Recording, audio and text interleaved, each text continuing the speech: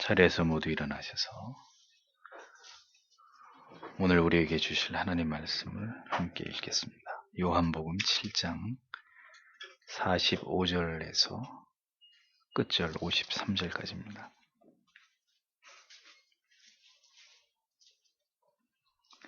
같이 읽겠습니다. 하속들이 대제사장들과 바리새인들에게로 오니 저희가 묻되 어찌하여 잡아오지 아니하였느냐.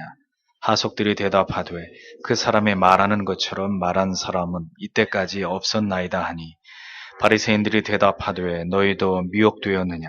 당국자들이나 바리새인 중에 그를 믿는 이가 있느냐. 율법을 알지 못하는 이 무리는 저주를 받은 자로다. 그 중에 한 사람 곧 전에 예수께 왔던 니고데모가 저희에게 말하되 우리 율법은 사람의 말을 듣고 그 행한 것을 알기 전에 판결하느냐. 저희가 대답하여 가로되 너도 갈릴리에서 왔느냐. 상고하여 보라. 갈릴리에서는 선지자가 나지 못하느니라 하였더라. 다 각각 집으로 돌아가고. 자리에 앉으십시오. 요한복음 강의 40번째 시간으로 그 사람이 말하는 것처럼 이런 제목으로 하나님의 말씀을 증거하도록 하겠습니다. 예수 그리스도께서는 죄인들을 초청하고 계셨습니다. 누구든지 목마르거든 내게로 와서 마시라 라고 그렇게 말씀하셨습니다. 그러나 이 말씀에 담겨진 깊은 의미를 이해하지 못하는 무지한 많은 사람들은 여전히 예수 그리스도를 메시아로 인정하지 않았고 그를 멸시하고 있었습니다. 여러분, 기독교를 왜 사랑의 종교라고 그렇게 표현하는지 아십니까? 그것은 이렇게 무지하고 오만하고 신을 멸시하는 그런 죄인들을 향해서 끊임없이 구원의 손길을 내어미시고 그들을 결코 포기하지 않으시는 하나님의 열심이 그의 아들을 통해서 이 땅 가운데 펼쳐졌기 때문입니다. 시대를 뛰어넘어서 예수 그리스도의 이 구원의 초대의 역사는 계속 되어지고 있습니다. 그러나 이 초대는 자신이 죄인임을 깨달아서 구원 얻을 길과 영원한 삶에 대해서 애타고 목마른 사람들의 귀에만 들리는 음성입니다. 부요하고 부족한 것이 없고 세상에서의 쾌락과 성공을 향해서 질주하는 자들의 귀에는 절대로 들리지 않는 복음입니다. 하나님의 섭리 속에서 택하심을 입지 못한 자들은 그래서 결국 이 초대에 응할 수 없는 영원한 하나님의 버림받음 속에 놓일 수밖에 없는 것이 복음이 우리에게 말씀하고 있는 준엄한 사실인 것이죠. 우리가 얻은 구원의 위대함이 바로 여기에 있는 것입니다. 우리의 노력이나 행위로 말미암은 것이 아니라 하나님의 주권적인 그분의 선택과 은혜 베푸심으로 말미암아 그 결과로 오늘 우리에게 주어진 믿음이고 그 믿음의 결과로서의 구원이기 때문입니다. 예수 그리스도에 대한 상반된 견해가 지금 예루살렘에 들끓고 있었지만 예수께서는 아직 아무에게도 결박당하시거나 해를 받지 않고 계셨습니다. 아들을 통해서 하나님의 계획과 뜻이 완전하게 이루어지도록 모든 상황을 통제하고 계시는 하나님의 놀라운 섭리가 요한복음의 밑바탕에 깔려져 있는 것을 우리가 확인할 수 있죠. 본문의 45절을 보면 그때의 직무 수행자들이 대제사장들과 바리새인들에게로 오니 그들이 저들에게 이르되 어찌하여 그를 데려오지 아니하였느냐 하매 이렇게 기록하고 있습니다. 예수님께서 말씀을 전파하시던 그 자리에는 세 부류의 사람들이 존재하고 있었던 것을 보게 됩니다.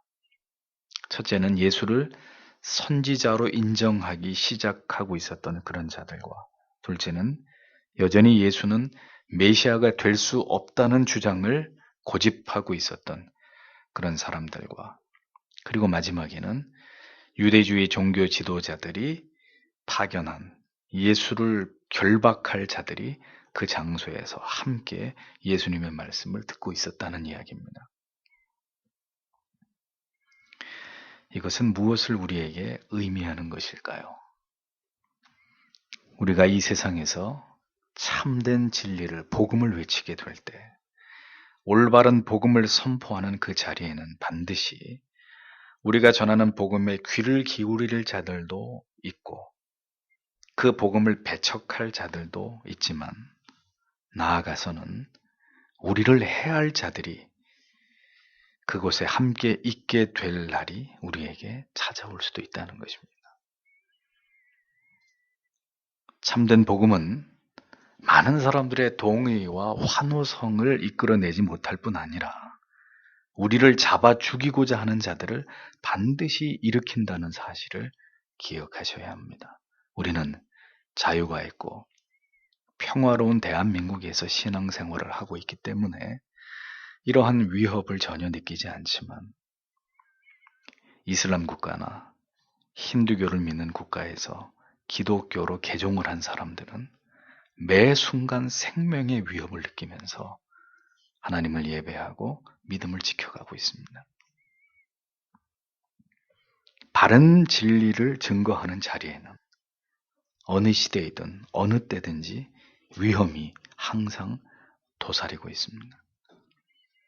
오늘 그곳에서 기어이 그 말을 하게 되면 사람들에게 붙잡히게 될 것이고 추방을 당하게 될 것이고 심지어는 죽임을 당하게 되리라는 것을 알면서도 얼마나 많은 하나님의 종들이, 목사와 선교사들이, 그리고 평신도 선교사들이 자기의 목숨을 버리면서까지 그곳으로 나아가서 마침내 장렬한 최후를 맞이하고 있는지, 피로 써내려간 지금도 이어지고 있는 순교의 역사는 우리에게 그것을 생생하게 증언하고 있습니다.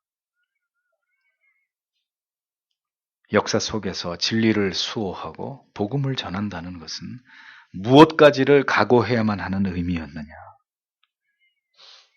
어쩌면 오늘이 내게 마지막 날이 될 수 있겠구나. 오늘 내가 하나님의 말씀을 들으러 예배하러 가는 이 발걸음이 마지막이 될 수도 있겠구나.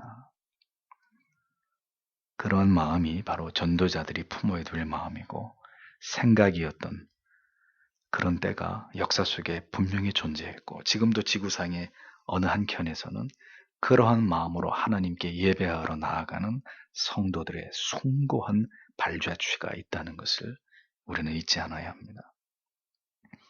오늘 이 복음을 전하다가 마침내 원수들의 손에 의해서 내가 하나님 앞에 서게 될 수도 있겠구나. 모든 진리를 증거하는 사람들은 이 마음으로 복음을 전했고 그 사명의 길을 걸어갔다는 것을 잊지 않아야 합니다. 예수께서는 그런 숨막히는 긴장감 속에서 전혀 요동하시거나 두려워하지 않으시고 담대하게 복음을 전하시는 것이었습니다. 살기등등한 모습으로 아마도 제사장이 파견한 자들이 예수께로 다가왔을 것입니다. 그리고 언제 저 예수를 포박해야 하나 그 기회를 엿보고 있었을 것입니다. 그러나 시간이 지나갈수록 놀라운 변화가 예수를 잡으러 온 자들의 영혼 가운데 일어나게 되었다는 것을 성경은 적고 있습니다. 46절을 보면 직무 수행자들이 대답하되 결코 아무도 이 사람처럼 말하지 아니하였나이다 하니 라고 기록하고 있는 것을 볼 수 있습니다. 왜 예수를 잡아오지 않았느냐? 그것에 대한 대답이 아무도 지금까지 이 사람처럼 말하는 사람을 우리가 보거나 듣지 못했기 때문입니다. 그것이 그들의 대답이었습니다. 그들은 지금 어떤 인물을 띠고 예수께로 다가가는 것입니까? 나사렛에서 온 자칭 메시아라고 주장하는 힘이 건방진 한 젊은이를, 예수 그리스도를 잡으러 그들이 예수께로 간 것입니다. 그런데 그들은 예수께서 계신 곳에 당도해서 조용히 그가 하시는 말씀을 듣게 된 것이죠. 그러자 놀라운 일들이 그들의 마음속에 일어나게 된 것입니다. 그것은 예수 그리스도의 생명의 말씀에 그들의 영혼이 모두 빨려 들어가게 되어버린 겁니다. 마치 스펀지처럼 예수를 잡아서 결박해 가려고 했던 그들이 예수님의 말씀에 빨려 들어가 버리고 있었던 그런 상황이 전개됐다는 것입니다. 예수를 잡으러 간 자들의 말입니다. 시간이 지날수록 예수를 잡으러 가서 그가 하는 말을 들어보니 지금까지 태어나서 누구도 어떤 선지자도 어떤 랍비도 우리에게 해준 적이 없는 놀라운 신비하고도 아름다운 그런 복음을 그가 우리에게 전해주더라라는 것이죠.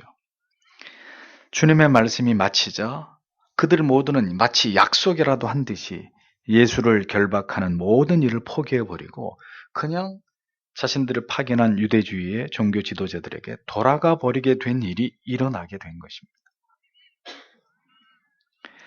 당연히 대제사장들과 바리새인들은 예수가 아주 무기력한 모습으로 포박을 당해서 끌려올 것이라고 기대하고 있었는데 마치 무엇에 얻어맞은 것처럼 정신이 홀린 사람의 그런 모습으로 그들이 파견했던 그들의 하속들이 빈손으로 돌아오는 모습을 보고 아마도 제사장들과 바리새인들은 적지 않이 놀라고 당황했을 것입니다. 그런 일은 쉽게 일어날 수 있는 일이 아니기 때문이죠. 어찌하여 그를 데려오지 않았느냐? 질문이 채 떨어지기도 전에 하속들이 대답을 합니다.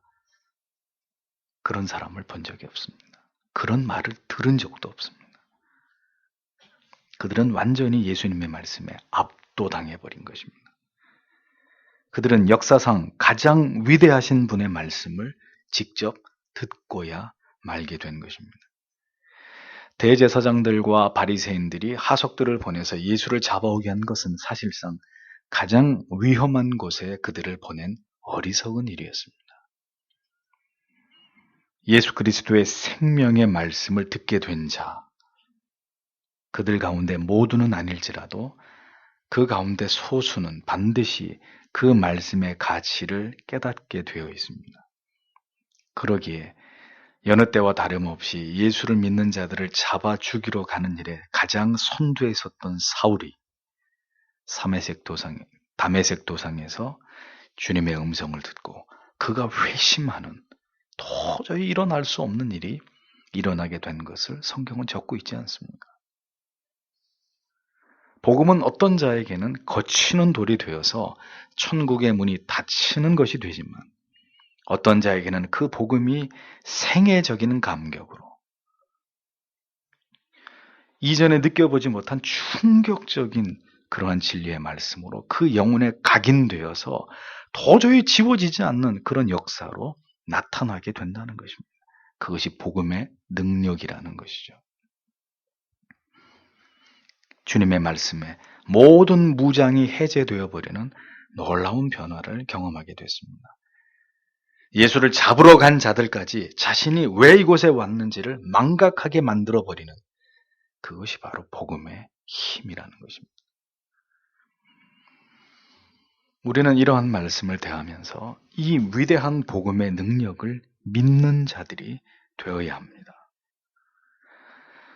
다른 복음이 아닌 것을 말하거나 복음 외에 다른 것을 보여주거나 들려주거나 사람들의 마음을 흥분시켜줄 혹은 즐겁게 해줄 아무 이유가 없는 것이죠.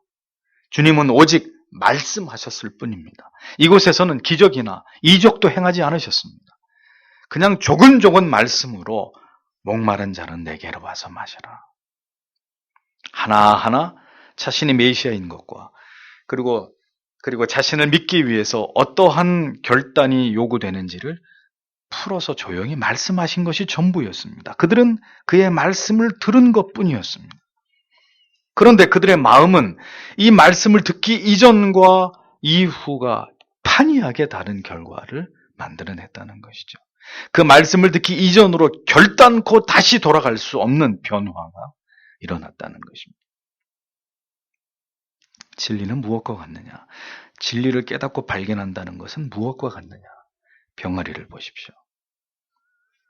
아주 힘겹게 알을 깨고 그 연약한 부리로 알을 깨고 바깥 세상으로 나옵니다.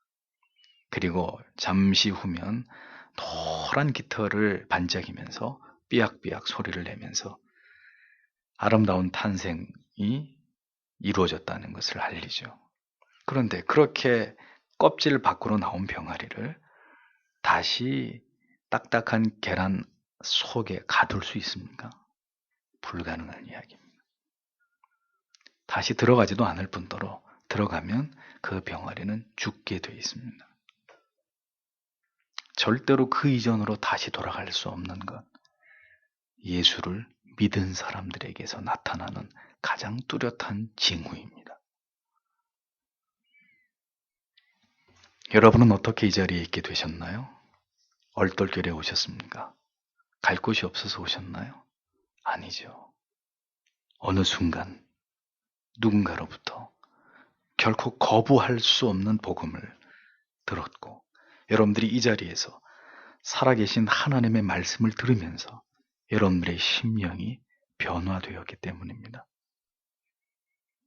그날 그 역사적인 일이 여러분에게 일어났기 때문에 더 이상 부인할 수 없는 그 복음의 노예가 되어서 그 십자가의 종이 되어서 여러분들이 이 자리에서 이곳에서 지금도 하나님의 말씀을 듣고 계시는 것 아니겠습니까? 그것이 바로 복음의 능력, 말씀의 능력이라는 것입니다.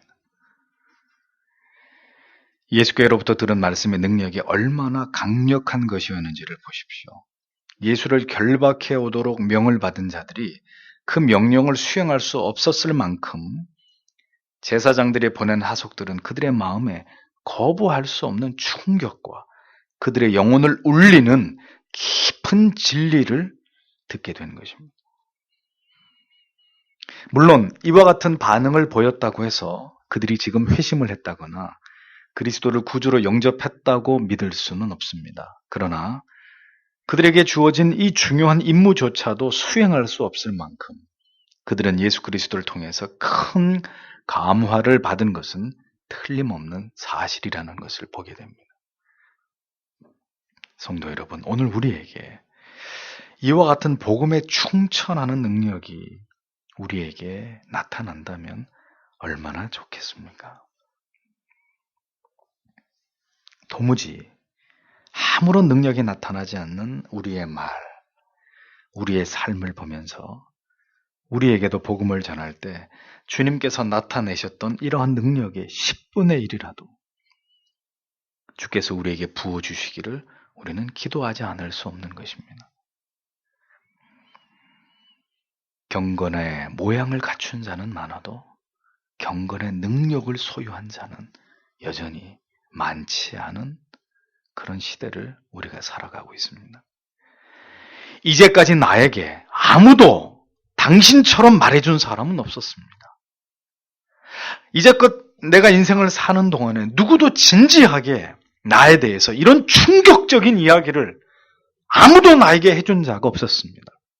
나는 오늘 당신의 말에 온몸이 전율하는 충격을 받습니다. 나는 당신의 말을 듣고 집에 돌아가서 밤에 잠을 이룰 수 없을 만큼 나는 고뇌해야만 했고 갈등해야만 했습니다. 당신처럼 나에게 성경의 말씀을 풀어서 나에게 진리를 설명해 준 사람은 지금까지 없었습니다. 우리는 왜 사람들에게 이런 고백을 들을 수 없는 것일까요? 여기서 있는 목사도 오랫동안 그렇게 기도해 왔습니다. 무엇을요? 젊은 날 목사가 된 이후로 목사가 이 세상에 이렇게 많은데 왜 또 나는 목사가 되어야 할까? 진지하게 고민하면서 그때 하나님 앞에 이런 기도를 했습니다. 하나님, 누구나가 할 수 있는 그런 평범한 설교의 내용을 저는 그렇게 전하고 싶지 않습니다. 아직까지 한 번도 들어본 적이 없는 그런 진리의 말씀을 그 깊은 샘을 길러서 성도님들에게 전할 수 있는 그런 설교자가 되도록 저를 사용해 주십시오. 권세 있는 자와 같이 이 단위에서 하나님의 말씀을 전할 수 있도록 저를 붙들어 주시기를 간절히 기도하던 때가 있었습니다. 지금도 그 기도에서 오는 저에게 가장 간절한 것입니다. 우리에게는 이 복음의 능력이 회복되어야 합니다. 누구도 우리 말을 우습게 여기지 못하도록, 심지어 나를 해하려 하는 사람들조차도 우리의 입에서 증거되는 복음을, 진리를 듣고 저들의 마음을 돌이킬 만한 우리에게 그와 같은 말씀의 능력이 함께 해주시기를 우리는 하나님 앞에 진지하게 기도해야 합니다. 기독교는 말씀의 능력을 믿는 종교입니다. 다른 어떤 신비한 현상이나 체험이 아니라 오직 예수 그리스도의 말씀, 그 생명의 말씀 안에 담겨진 위대한 능력을 믿는 종교가 바로 기독교입니다. 예수 그리스도의 그 복음의 능력, 그 권세가 우리의 것이 되기를 소원하고 그 갈망을 가진 자들이 바로 신자가 되어야 하는 것입니다. 그리고 우리가 잊지 말아야 될 것은 그 말씀의 능력의 원천이 무엇일까 하는 문제인데, 그 말씀의 능력의 원천은 무엇일까요? 바로 사랑이라는 것입니다. 누구든지 목마르거든 내게로 와서 마시라. 나를 믿는 자는 성경의 이름같이 그 배에서 생수의 강이 흘러나리라. 구절구절마다 불쌍한 죄인들을 향하신 주님의 사랑과 긍휼이 가득 채워진 그런 말씀들이라는 것을 우리가 느낄 수 있습니다. 자신을 버리기 위해서 오신 분의 그 입에서 나온 말씀이었습니다. 죄인들을 위해서 모든 것을 희생하시기 위해서 오신 분의 그 가슴에서 나온 말씀이기 때문에 그 말씀은 능력이 있고 영혼들을 굴복시키는 힘이 있었던 것입니다. 가장 능력 있는 말은 그 가슴 속에 절절한 사랑을 품은 말이라는 것을 기억하셔야 합니다. 우리가 아무리 옳은 얘기를 하고 바른 얘기를 할 수 있습니다. 그러나 그 말로 사람들이 변화되지 않는 것은 그 영혼을 향한 사랑이 없기 때문입니다. 그 영혼을 향한 간절한 사랑의 마음으로 아버지를 향해서, 어머니를 향해서, 남편이나 아내를 향해서, 우리의 자녀들을 향해서, 우리의 이웃이나 친지를 향해서 그 영혼을 향한 절절한 사랑의 가슴을 품고 해산의 수고를 감당하고자 하는 그러한 자세로 복음을 전해보십시오. 그들의 죄에 대해서 훈계해 보십시오. 눈물을 흘리면서 그들이 죄를 회개하고 주님께로 돌아오는 역사가 결국은 일어나지 않겠습니까? 대제사장들과 바리새인들이 보낸 하속인들이 예수 그리스도께로부터 말씀을 듣고 이같이 반응을 보이는 것을 보고 이제 그들이 또다시 그들에게 내뱉은 말들을 들어보십시오. 47절에서 49절. 이에 바리새인들이 그들에게 응답하되 너희도 속았느냐? 치리자나 바리새인들 중에 과연 누가 그를 믿었느냐? 오직 율법을 알지 못하는 이 사람들은 저주받은 자들이로다 하거늘 이라고 기록하고 있습니다. 보십시오. 예수를 잡아오라고 보냈더니 지금까지 그렇게 말하는 사람을 우리가 보지 못했고 우리는 그를 결국 잡아오지 못했습니다. 이 말을 듣고 난 다음에 하속인들이 하는 이 말에 유대주의 종교 지도자들은 분노를 금할 수 없었을 것입니다. 이 미련하고 어리석은 놈들, 너희들까지 결국 그 예수에게 속아 넘어간 것이냐라고 질타하고 있었던 것이죠. 대제사장이나 서기관들이나 바리새인들 같이, 즉 우리처럼 박식한 자들 가운데 누가 너희들처럼 어리석게 예수에게 미혹된 사람이 있더냐라고 이야기하고 있었습니다. 율법을 알지 못하고 예수가 하는 말에 현혹당하는 쓰레기 같은 쓸모없는 떼거지들 같은 자들. 원문에 보면 이렇게 아주 심각한 표현으로 하속인들을 욕하고 있는 이런 내용들이 표현되어 있습니다. 쓰레기 같은, 쓸모없는 떼거리 같은 자들, 그들에겐 저주가 임할 뿐이다. 이게 얼마나 바리새인들이 화가 났던지 막말을 하면서 그 하속인들을 비난하고 그들을 욕하고 있었던 것입니다. 아주 흥분된 어조로 분노와 저주를 쏟아붓고 있었던 그들의 모습이 성경에 묘사되고 있습니다. 여러분, 이 시대에 스스로 지성이 있고 똑똑하다고 여기는 사람들이 예수 그리스도를 절대로 인정하지 않으려고 하는 논리와 그들이 믿음을 가진 자들을 무시하고 업신여기는 말들을 들어보십시오. 참으로 비슷한 말로 우리 신자들을 멸시하고 무시하고 있다는 것을 발견할 수 있습니다. 불신자들이 우리에게 하는 얘기가 뭐예요?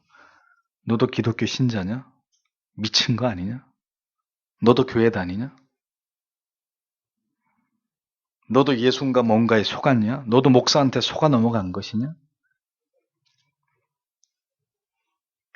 예수를 믿으라고 내가 뭐가 부족한 것이 있어서. 예수는 무식한 것들, 무능하고 열등한 인간들이나 신에게 도움을 받고 자신들의 가난과 궁핍을 합리화하기 위해서 그래서 예수를 믿는 것이다. 세상에 복음을 멸시하는 자들이 우리를 향해서 보이는 반응들이 이와 유사합니다. 세상 사람들의 논리가 그렇습니다. 왜 이렇게 가혹하고 혹독하게 기독교와 기독교를 믿는 신앙을 멸시하는 것일까요? 교회가 타락해서 물론 그것도 부인할 수 없는 이유가 될 수 있습니다. 하지만 그보다 더 근본적인 것은 그들이 예수께 속한 자들이 아니기 때문이죠.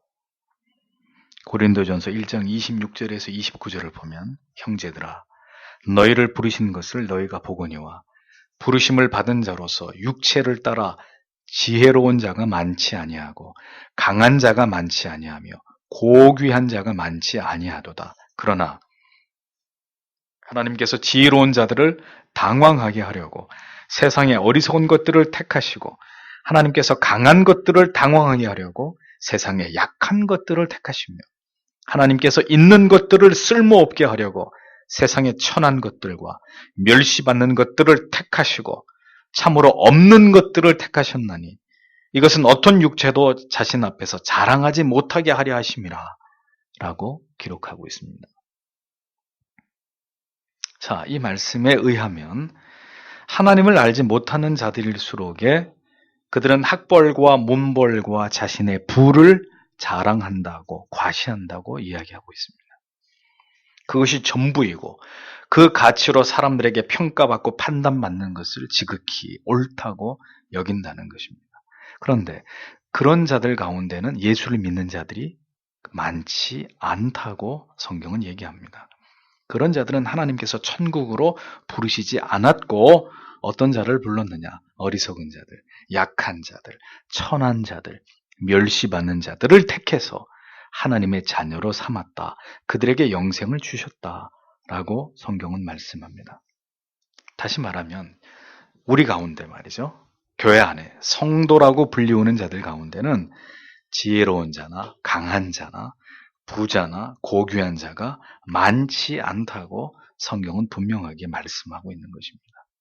여러분, 지금 이 말씀에 여러분들이 불쾌한 마음이 들고 여러분들의 자존심이 상한다면 여러분은 하나님의 자녀가 될 수 없는 것입니다. 신자는 이 세상에서 잘 나가는 사람들이 아닙니다. 아니, 그럴 수도 있지 않습니까? 네, 그럴 수도 있습니다. 그 가능성을 전혀 100% 부인하는 것이 아니라 다만 성경이 말하는 것처럼 많지 않다는 것입니다. 그러니까 절대 다수는 천하고 가난하고 보잘것없고 어리석고 미천한 자들이 예수를 믿는다는 거예요. 그 중에 그렇지 않은 사람도 있지만 대다수의 그리스도인은 하나님이 보실 때 그런 자들을 불러서 하나님의 자녀 되게 했다. 왜요? 성도는 이 세상에서 잘 나가는 것이 목표이고 목적인 사람들이 아니기 때문입니다. 이 세상에서 자신이 가지고 누리고 있는 기득권으로 자신을 자랑하고 싶은 사람들, 그래서 예수를 믿는 그 믿음과 순종과 헌신을 평가절하하고 우습게 여기고 그렇게 짓밟고 싶어하는 사람들은 모두 구원 밖에 있는 유대주의 종교 지도자들 같은 그들의 후예일 따름인 것이죠. 율법을 알지 못하는 자들은 저주를 받은 자들이다. 이렇게 멸시하는 그들의 말을 들어보십시오. 이 세상에서의 성공과 출세와 번영을 무시하는 자들은 어리석고 미련하고 무능하고 정말 구제불능인 가난뱅이들일 뿐이다. 그들은 신의 저주를 받은 하류 인생들일 뿐이다. 불신자들 중에 잘 나가는 사람들은 예수를 믿는 우리를 이렇게 경멸합니다. 우리를 바라보는 평가절하된 관점들을 저들은 고집합니다. 뭐가 모자라는 사람들이 예수를 믿는 것이다. 그래서 이 세상은 이 두 가치관이 충돌을 하고 있는 장이 된 것입니다. 신앙을 멸시하고 경멸하는 세상 속에서 신자는 이 신자의 삶을 살아내야 되는 것이고, 세상이 이렇게 우리를 비아냥거리고 조롱한다 하더라도 우리는 우리가 믿는 이 진리의 도를 굳게 붙들고 오히려 눈에 보이는 가치로 스스로 오만무례하게 구는 자들을 비웃으면서 우리는 우리가 믿는 진리의 도를 쫓아가는 자들이 되어야 한다는 것입니다. 그것이 신자가 걸어가야 될 믿음의 길이라는 거죠. 어느 곳에서든지 진리를 지키고 그 정신을 따라서 살기 위해서 힘쓰는 자들이 있습니다. 그들은 악한 곳에서도 선한 등불을 지켜들고 힘써 싸우는 자들입니다. 다음 절에 나오는 니고데모가 바로 그런 사람이죠. 50절을 보십시오. 그들 중에 한 사람 곧 밤에 예수께 왔던 니고데모가 그들에게 말하되 51절 우리의 율법은 어떤 사람의 말을 듣고 그가 행하는 것을 알아보기도 전에 그를 심판하느냐 하니 52절 그들이 그에게 대답하여 이르되 너도 갈릴리에서 왔느냐 조사하고 살펴보라 갈릴리에서는 대언자가 일어나지 아니하느니라 하였더라. 이렇게 기록되어 있습니다.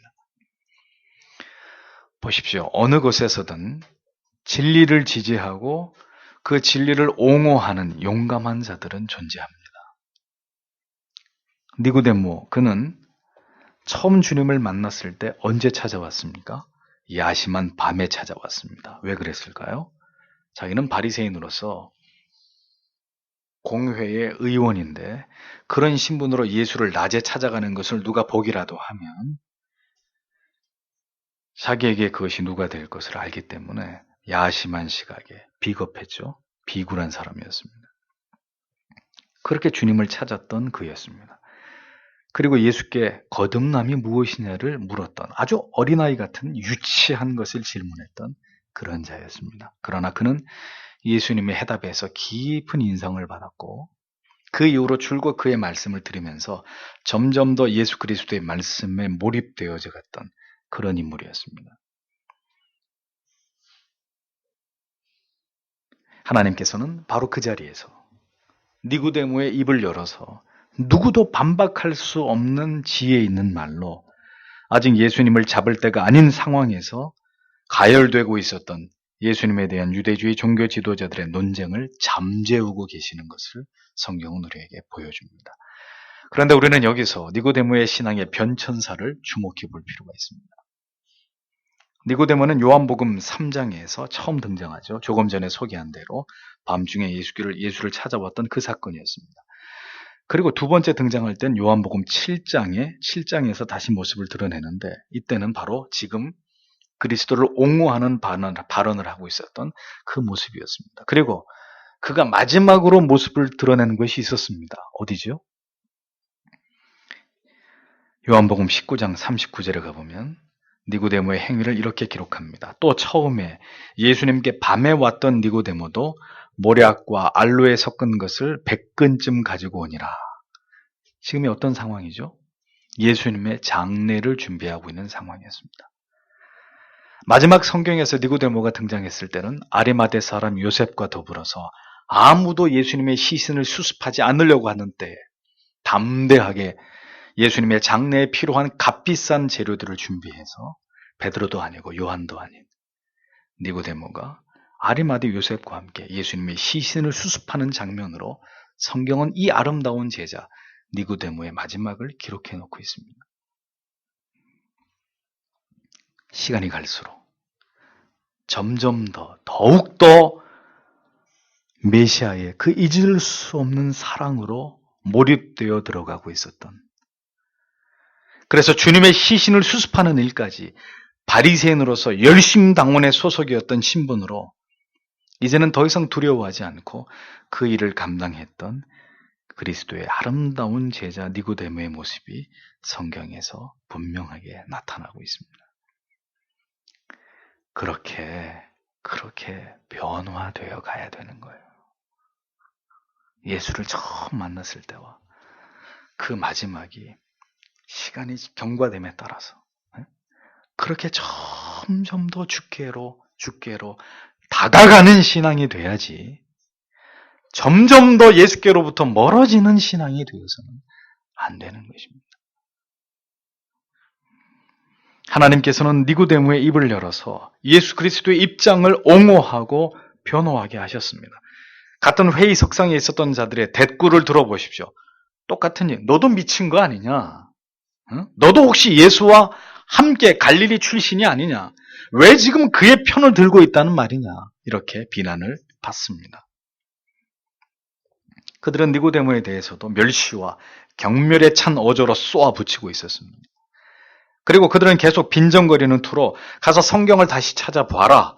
성경이 메시아에 대해서 뭐라고 말씀하고 있는지, 과연 갈릴리에서 대예언자가, 선지자가, 메시아가 나올 수 있다고 말씀하고 있는지를 연구해봐라. 빈정거리는 거죠.